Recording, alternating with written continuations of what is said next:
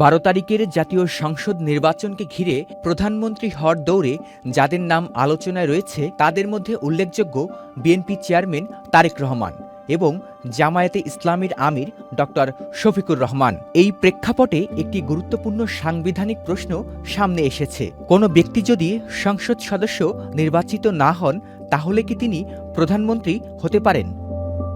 এক্ষেত্রে বাংলাদেশের সংবিধান কি বলছে? বাংলাদেশের সংবিধানের অনুচ্ছেদ 56(3) অনুযায়ী রাষ্ট্রপতি এমন একজনকে প্রধানমন্ত্রী হিসেবে নিয়োগ দেবেন যিনি জাতীয় সংসদের সদস্য এবং যিনি সংসদের সংখ্যাগরিষ্ঠ সদস্যদের সমর্থন লাভ করেন। অর্থাৎ সংবিধান স্পষ্টভাবে বলছে প্রধানমন্ত্রী হতে হলে অবশ্যই এমপি হতে হবে।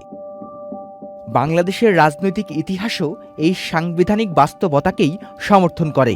জামায়াতের আমির ডক্টর শফিকুর রহমান এর আগেও 2 বার জাতীয় সংসদ নির্বাচনে অংশ নিয়েছেন। 2001 সালে মৌলভীবাজার 2 আসনে এবং 2018 সালে ঢাকা 15 আসনে, তবে কোনোবারই তিনি নির্বাচিত হতে পারেননি। অন্যদিকে বিএনপি চেয়ারম্যান তারেক রহমান এখন পর্যন্ত কখনো জাতীয় সংসদ নির্বাচনে অংশগ্রহণ করেননি।